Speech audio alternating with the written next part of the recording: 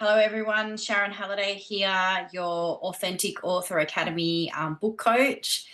As many of you know, I've been writing for about 35 years now. And so the joy that I have these days is sharing my knowledge, expertise, and experience, my advice, handy hints with other fellow writers, because I'd like to see more people who have their book ideas get out into the world in the form of a book. So that's what this channel is all about. So today we're going to jump right in.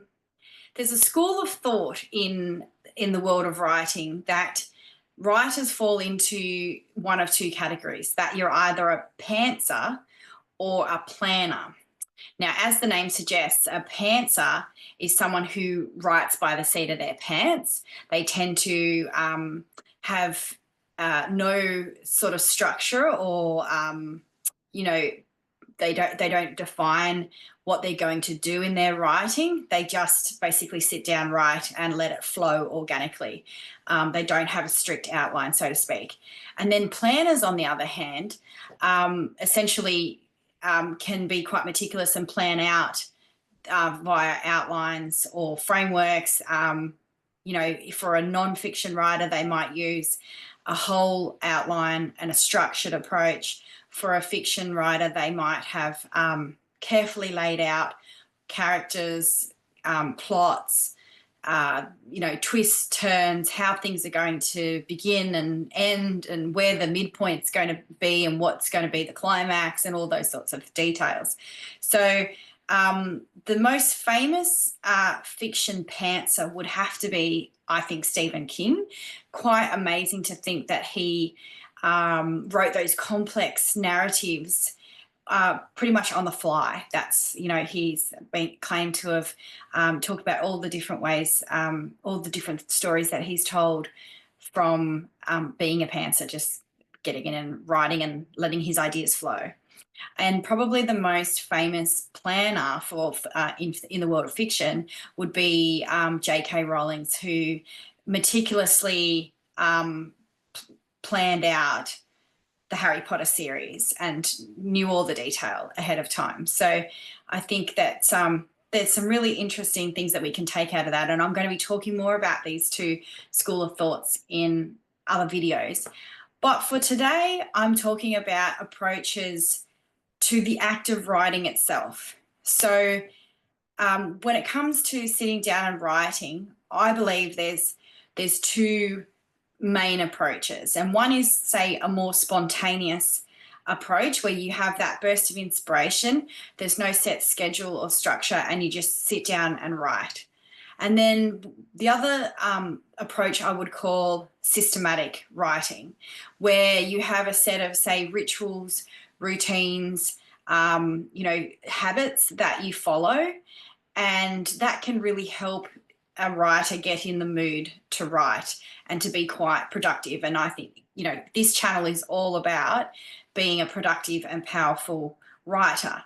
Now, with either of these two, approaches, there's nothing wrong with either of them. They suit different individuals and different scenarios. Sometimes I've been a spontaneous writer when I've just had that burst of inspiration and I've had to just go and sit down and belt out however many words. It's just coming through me, and I just do it.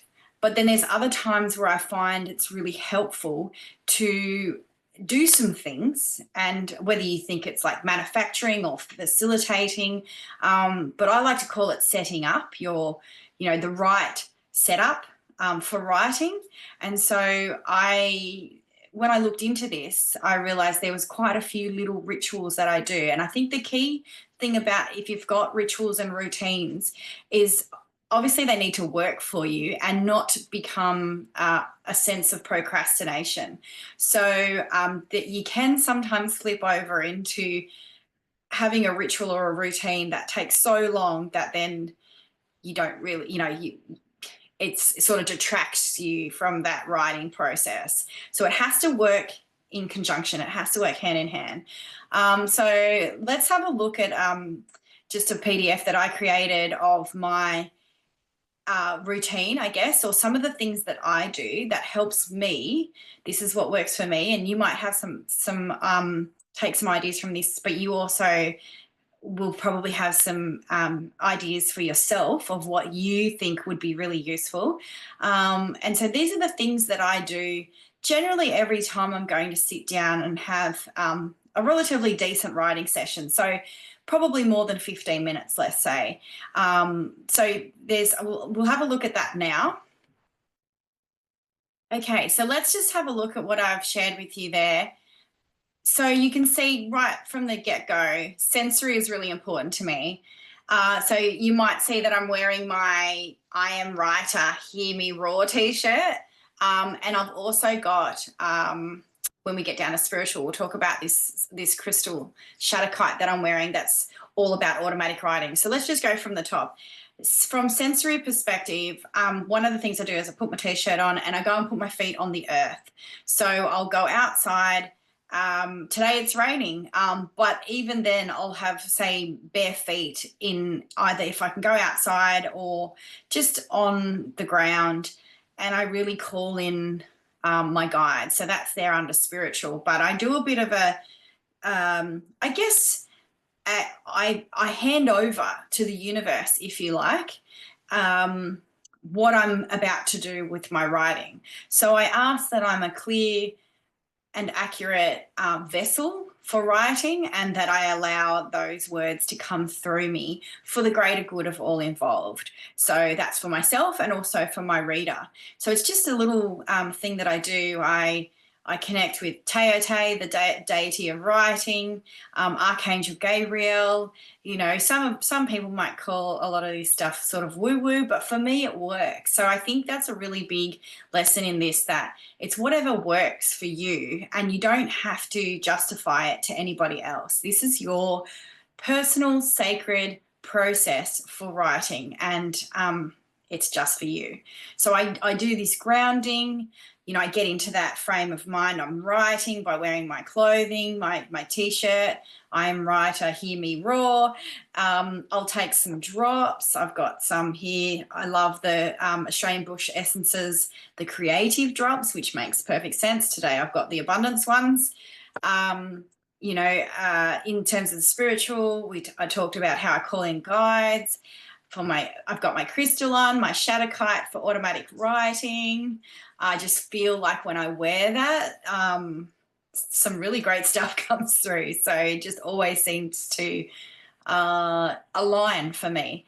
And then I have a moment when I actually sit down to write. I visualize the outcome if I've got a plan in mind. So even though you know, you can be spontaneous and still sit down and have a bit of an idea of what you're going to write about.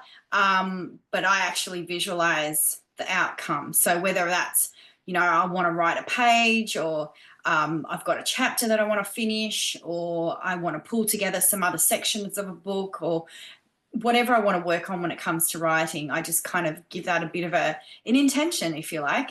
And sometimes I'll put on music. I love classical, and I also love, you know, my beloved Guns N' Roses, and it just depends on what mood I'm in. So sometimes that helps, and sometimes it's just silence. And then I've got oils that I often put on, just again, so maybe something to spark creativity. I love like scents like geranium, and you know, even lavender for just a bit of calming. So whatever it is, it's really, there's this set of things that I do, but even in those moments, I'm being intuitive about what I need for myself.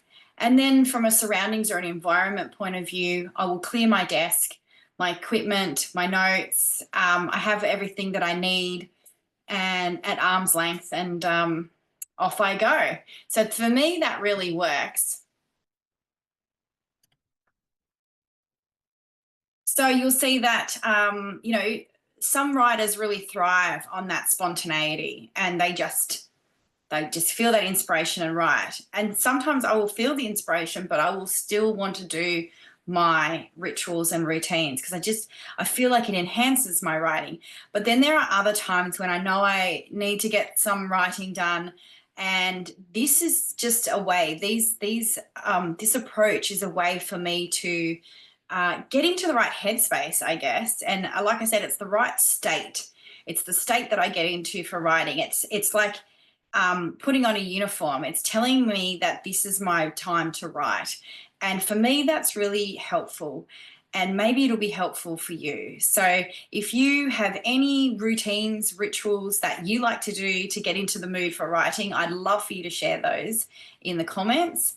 Otherwise, take advantage of the lists that I've created and the blank one for you. Head over to the Authentic Author Academy Facebook group and you'll get yours there. And yeah, share with me what you like to do, if there's certain things that you like to do before you start writing.